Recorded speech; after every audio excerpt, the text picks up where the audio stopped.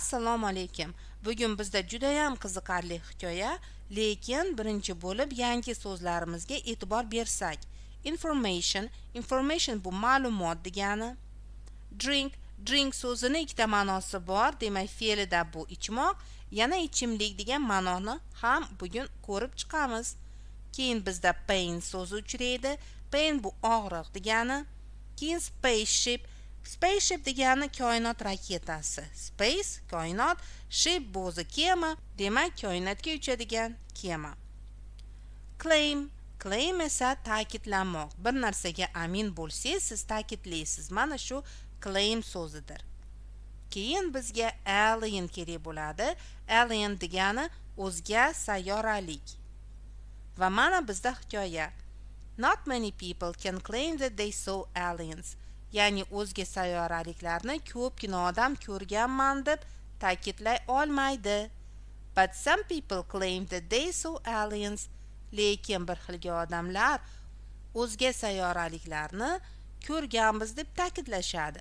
Talk to them, ular bilan gaplashdim deyishadi. Or even flew to their planet. Va hattoki ularni planetasiga, ularni sayyorasiga uchganman deyishadi. Mr. Rodriguez is one of the people who saw aliens. Shu o'zga sayyoraliklarni ko'rgan odamlardan biri bu Mr. Rodriguezdir. He worked in the garden with his friend when an alien spaceship appeared in the sky. U do'sti bilan bog'da ishlayotgan edi, qachonki osmonda shu koinotdagi raketa, alien o'zga sayyoraliklarni raketasi paydo bo'lganida. Wow degani hayron bo'lganda ishlatiladigan so'z. And suddenly va birdan Mr. Rodriguez saw a giant creature. Mr. Rodriguez giant degani ulkan, bahaybat, creature esa maxluqot. Demak maxluqni ko'rib qoldi. It had 20 eyes and a very long tongue. Uni demak 20 ta ko'zi bor edi va juda ham uzun tili bor edi. It took a lady from a house. U uydan o'sha qizni, bitta ayolni oldi, ya'ni olib ketdi. Was it a spaceship? Bu demak koinot raketasimidi? People who live in the same street said it was something like a helicopter. Ya'ni o'sha xuddi shu ko'chada yashaydigan odamlar bu biron bir like degani xuddi bir vertolyotga o'xshagan bir nima edi deb aytishdi. He, like every simple man, was having a simple dinner under the tree. O'sha Mr. Rodriguez xuddi like degani yoqtirmoq, yana xuddi degan ma'nosi, xuddi hamma o'sha simple oddiy odamlardek tushlikni tanovvul qilayotdi under the tree, daraxtni tagida. He was drinking some water. U suv ichayotdi. Perhaps, balki. He doesn't remember it. Esida yo'q. But he remembers the pain in his head from that drink. Lekin o'sha ichimlikdan og'riq, boshidagi og'riq esida. Ya'ni menimcha tushunarli, qanaqangi ichimlik haqida gap ketmoqda. Hech qanaqa suv emas. Mr. Don was next to the fire. Mr. Don esa fire, olovni yonida edi. No, he didn't drink anything. Yo'q, u hech nima ichgani yo'q edi. He only drank coffee in his blue glass.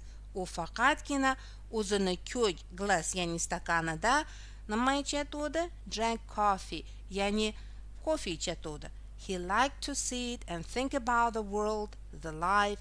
Demak, u o'tirib dunyo, hayot haqida o'ylashni yoqtirar edi. Mr. Don saw how a big yellow creature came to a house and broke all windows. Demak, Mr. Don ko'rib qoldi, qachonki yellow creature, ya'ni sariq bir maxluqot uyga keldida va hamma oynalarni sindirdi. Perhaps degani balki. Perhaps it looked for me. I don't know. Balki u meni oqtargandir. Men bilmayman. But it was so big. Lekin u shunaqa katta ediki. Luckily, at that time I wasn't at home. Luckily degani shukurki degani. Shukurki men o'sha paytda uyda yo'q edim. Mr. Don didn't say anything about his family who were in the home. va Mr. Don o'sha oilasi o'sha paytda uyda bo'lgan oilasi haqida hech nima demadi. Mr. Anthony, endi Mr. Anthonyni eshitamiz. Was sleeping under the stars because he doesn't like noise his children make. U esa demakki yulduzlarning tagida mazza qilib uxlashni yaxshi ko'rar ekan, chunki u bolalari qiladigan bir shum, noise degani shovqinni yoqtirishmas ekan. But the police didn't see any children in his house. Lekin politsiya hech qanaqa bolani ko'rmadi uni uyida. Mr. Anthony said that he liked stars. Mr. Anthony yulduzlarni yoqtirishni aytdi. But when the policeman showed the picture of stars, he didn't look at them. Lekin o'sha politsiya odami yulduzlar bor bo'lgan rasmni ko'rsatganida ularga o'sha rasmlarga qaramadi ham. Mr. Anthony claimed, eslangdami? Claim degani ta'kidladi that he saw a giant alien cat on the roof of a big building. Mr. Anthony o'sha katta building degani binoni tomida katta giant degani ulkan, alien bu o'zga sayyoralik mushukni ko'rganini aytdi. It had long teeth, uni uzun tishlari, and yellow eyes va sariq ko'zlari bor edi. It broke the home and perhaps looked for people to take to his planet. Va balkim u demak oqtargan o'zini sayyorasiga olib ketish uchun boshqa bir odamlarni oqtargandir. Perhaps degani balki.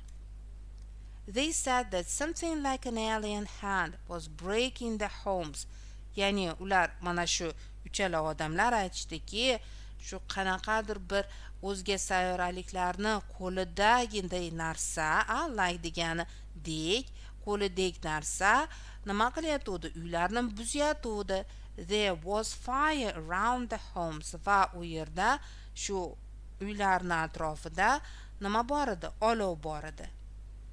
Perhaps they dreamed about the aliens attack. Balkim ular o'sha o'zga sayyoraliklarni attack degani hujumlari haqida tush ko'rishgandir. All three men claimed that after the aliens there were many dead people. Mana shu hamma uchala erkak claim, ya'ni ular ta'kidlashdiki, aliens, ya'ni o'zga sayyoraliklardan keyin ko'pgina o'lik odamlarni ko'rishgandi. Ya'ni they were bor edi deb aytishdi. The police looked for the dead people. Politsiya oqtardi mana shu o'lgan odamlarni, but didn't find dead people or the homes that aliens broke. Lekin hech qanaqa o'lik odamlarni yoki bo'lmasam ular sindirgan uylarni ko'rishmadi. Ular degani o'zga sayyoraliklarni aytmoqdamiz. The police understood that the man gave a fake information. Va politsiya tushundiki, mana shu kishilar fake degani noto'g'ri degani. Noto'g'ri informatsiya berganlarini tushundi. After 1 year, they found the dead man in the forest. Bir yildan keyin shu politsiya topdi o'rmonda shu o'lik odamlarni. Did the aliens kill them? Rostdan ham o'zga sayyoraliklar o'ldirdimi ularni? Or perhaps it was their lifestyle.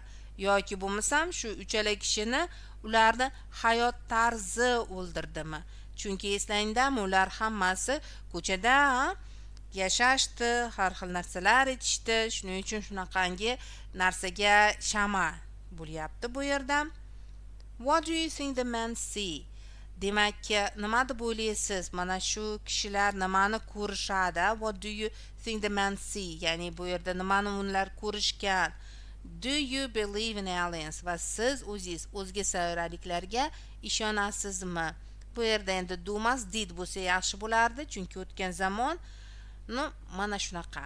Thank you, rahmat va yana ko'rishamiz degan umiddaman.